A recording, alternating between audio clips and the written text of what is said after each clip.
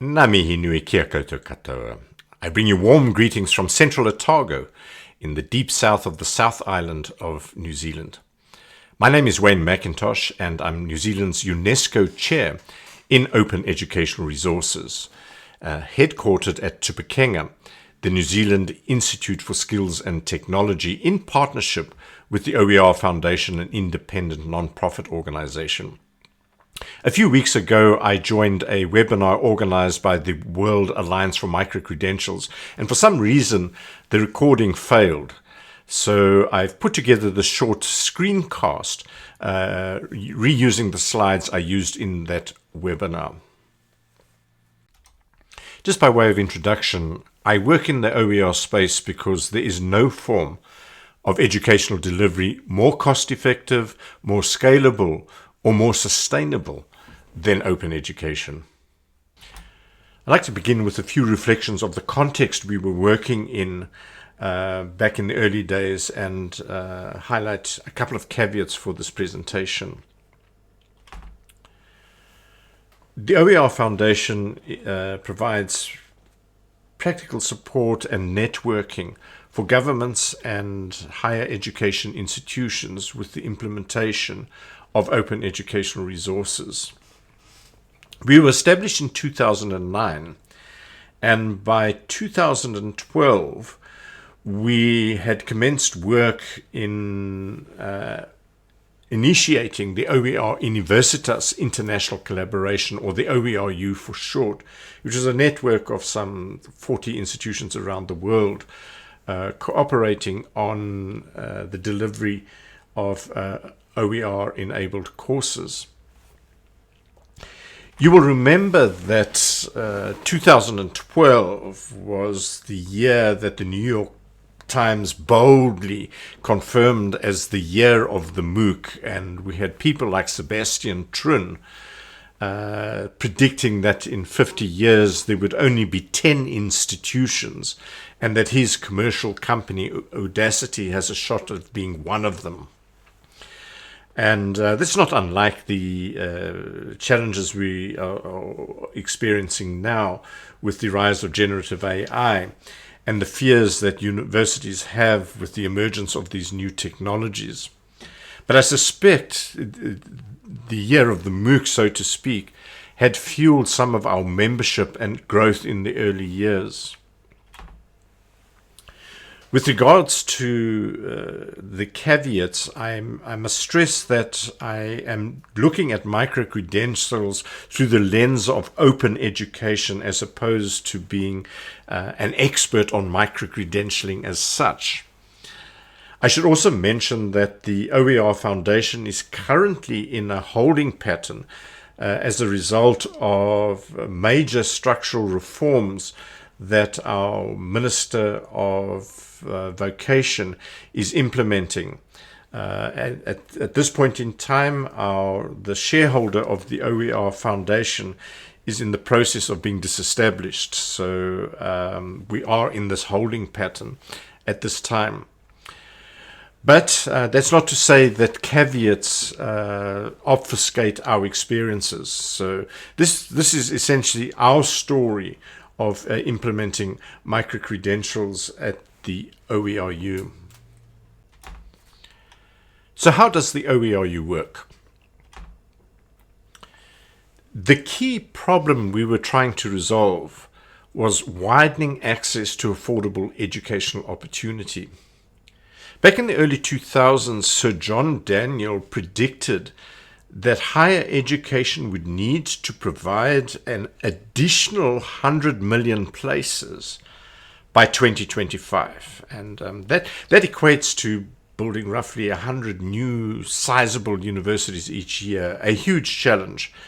And I'm not sure that we even got remotely close to addressing the demand challenges. But what if each institution assembled only 2 courses from OER and then agreed to provide assessment services for formal academic credit? We would have a way in which to expand access to education. And this is what the OERu was set up to do. We would assemble courses based entirely on OER, and these courses would be offered online. Students would study these courses, and when and if they wanted to present themselves for assessment, participating institutions would assess them and grant credit for courses towards credible degrees. And that was the OERu model. Another way of looking at this, you can think of a traditional university package as providing all the services that are required in order to gain your qualifications: content services, interaction services, assessment service, credentialing, technology, and support services as a single package. The OERu model is in fact a disaggregated service provision model. We would provide content services and interaction services at no cost to the learners. Technology and support services were provided by the network, the OERu network. We hosted all the server infrastructure for learners to engage in these courses. However, assessment services and the credentialing services were offered on a fee-for-service basis. So let's talk about the OERu's first year of study, which was our minimum viable product to provide free learning and certification services. I'd like to begin with a high-level timeline of the journey we took. In 2012, with a little funding support from UNESCO, we called an international meeting for the OER for Assessment and Credit for Students project. At that meeting, we decided to establish the OERu. In 2013, we completed a baseline study. You can see a copy of the cover of that report there on the screen. There are a number of different ways in which packages or these disaggregated services can be assembled for credit recognition towards qualifications. So, for example, Institution A can assemble a course based entirely on OER, and Institution A can develop the assessment service or the assessments for that particular course and publish them as OER. Institution B, for example, could choose to adopt that course from Institution A and either reuse the assessments developed by Institution A or develop their own assessments for credit at their own institution towards their own qualification. And it turns out that there are about 8 different scenarios or ways in which you can package these disaggregated services together. In 2013, we had the soft launch of the OERu, and it was at that international meeting of partners that a decision was taken to recommend the development of micro courses. In 2014, we had a very important milestone, our first OERu graduate. A student from Kelowna in British Columbia took a course, an OERu course at the University of Southern Queensland, Regional Relations in Australia, in Asia and the Pacific. She was assessed at the University of Southern Queensland, and Thompson University recognized the credit assessed by the University of Southern Queensland towards her qualification at Thompson Rivers University. So this proved in principle that the system could work. In 2015, the international network decided to assemble or develop the OERu's first year of study. And then eventually in 2018, we had achieved the OERu's micro-credential stackable credit transfer system, with articulation, agreements, contracts in place. So I think the message here is if you're thinking about designing assessment for credit systems, you need to be patient. I mean, if you put two vice chancellors, registrars, and legal counsel from two different institutions together in a room to discuss credit transfer contracts, you're in for a long conversation. At the OERu, we had two inaugural qualifications. The first was this one, the Certificate of General Studies, conferred by Thompson Rivers University. Now, one of the interesting challenges when grappling with these transnational credentialing systems is the residency requirement. Each institution typically has a residency requirement referring to the number of courses, local courses that have to be studied at the conferring institution in order to earn their qualification. And in this particular case at Thompson Rivers University, the Certificate of General Studies is quite a flexible qualification because they had a relatively low residency requirement. Only 6 of the 30 credits required for this qualification had to be studied locally at Thompson Rivers University. And so TRU developed the 2 courses listed there. The remaining 24 credits required for the qualification were assembled from OER by the OERu, and we had a total of 33 credits available from the courses listed there. Which were then recognized for credit transfer into the Certificate of General Studies at Thompson Rivers University. The second qualification that we approved was the Certificate of Higher Education in Business, OERu, that was conferred by the University of the Highlands and Islands in Scotland. And here you will see a higher residency requirement. In the case of the Certificate of Higher Education in Business, 60 of the 120 credits, that is half of the credits, had to be studied locally at the University of the Highlands and Islands. So the University of the Highlands and Islands assembled the 3 modules there, totaling up to 60 credits that were available as OER courses that could be assessed locally. The remaining 60 credits were put together from a range of courses assembled by the OERu. In the end, we had a total of 94 credits available, providing the learners some level of choice in order to achieve their 60 credits. So that's how the qualification, or those were the 2 qualifications we had set up. The other challenge when dealing with these international credit transfer systems is the difference in course sizes in different parts of the world. In North America, for example, an undergraduate course is the equivalent of 120 notional learning hours, whereas in New Zealand it's typically 150, and in the United Kingdom and most undergraduate university models are 200 notional learning hours.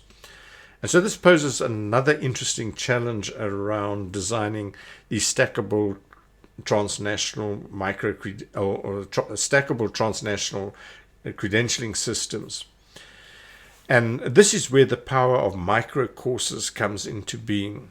The OERu adopted or took a decision to assemble all undergraduate courses as a series of micro courses equating to 40 notional learning hours, which was of sufficient learning effort that could be assessed.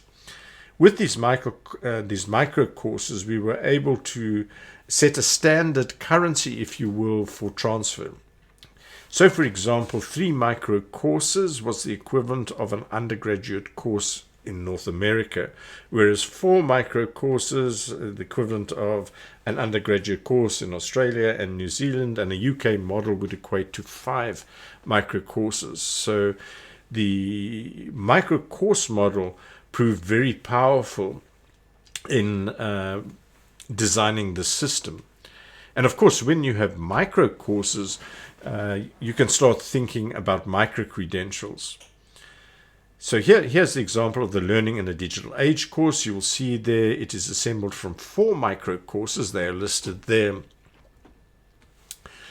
So in the case of New Zealand and Australia, if the learner successfully was assessed For each of the 4 micro courses, they had sufficient credit for the undergraduate course in Australia and New Zealand. In North America, they would only be required to complete and be assessed against 3 of the micro courses for the equivalent of the undergraduate degree. So in the North American example, learners would typically have been given a choice of completing 3 of the 4 micro courses, and that was factored into the course design models that we developed. Of interest, just a statement about the quality of these courses. The OERu's Learning in a Digital Age course was awarded the 2019 Commonwealth of Learning Award for Excellence in Distance Education. So, and these were high quality courses. Looking at another example, this was a series of 4 micro courses that was developed at Otago Polytechnic in New Zealand. And you'll see 4 micro courses listed there that achieved credit towards the Introduction to Project Management course that was recognized towards the University of Highlands Credential, the Certificate of Business, the Certificate of Higher Education Business. As I intimated earlier, the moment you've got micro courses, you can start introducing micro-credentials, and you can have the system whereby if the learner achieves 4 of these micro-credentials, that could be then recognized for transcript credit towards a full qualification. And a good example of how stackable micro-credentials can function. We also implemented digital badges, of course,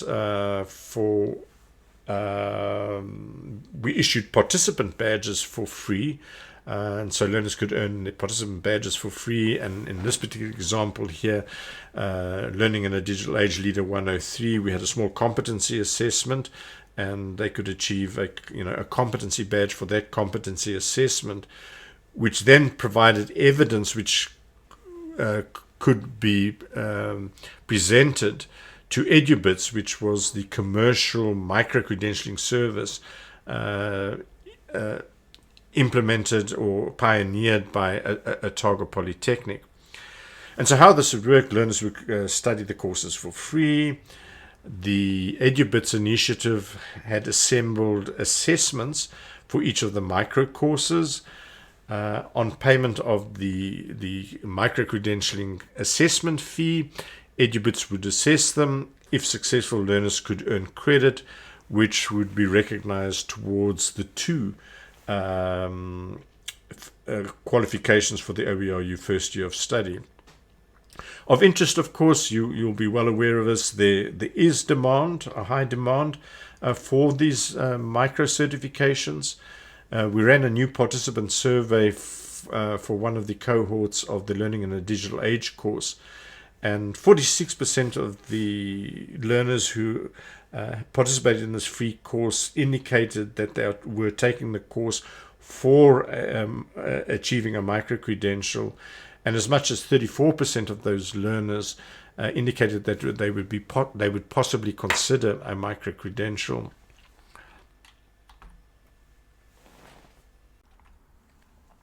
I'd like to wrap up this presentation by offering a few considerations for WAM's strategic future, drawing on our experiences with micro courses and micro credentials.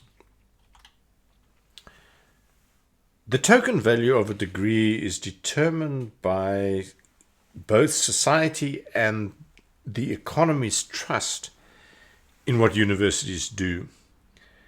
And I'm reminded of an insightful publication by John Seeley Brown and Paul Duguid, The Social Life of Information, in which they point out that universities play an enduring and validating role, or an enduring role in validating knowledge. In spite of technological advancements that take place, universities persist because they provide these essential societal frameworks for learning and credentialing. And this references an interesting phenomenon called structural persistence, which refers to how an organization's hierarchy, roles, and procedures remain stable over time, and highlights how organizations resist change in order to maintain continuity and institutionalized practices. And so when dealing with credentialing, I think it's important not to innovate on too many fronts simultaneously, and not to underestimate the challenges. But as we've at the OERu have demonstrated, it is in fact possible to design and implement these systems.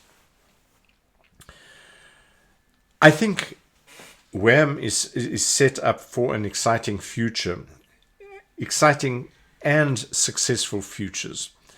And the reason why is as follows. As an independent organization, you have the ability to harness the power of networking amongst multiple institutions and partners around the world. You have a huge second mover advantage. You can learn from the mistakes that we and others have made in putting these systems together. You have a big advantage of being able to leverage global diversity in how you can play off the strengths of different geographical and national advantages against each other. And you have the agility of being a small organization. I think the way forward, in particular dealing with the structural persistence problem that you will encounter, is to implement pilot projects. Start small and scale gradually. And most importantly is that WAM needs to build parallel universes that augment and complement existing systems. And I'm confident that you will achieve these successes.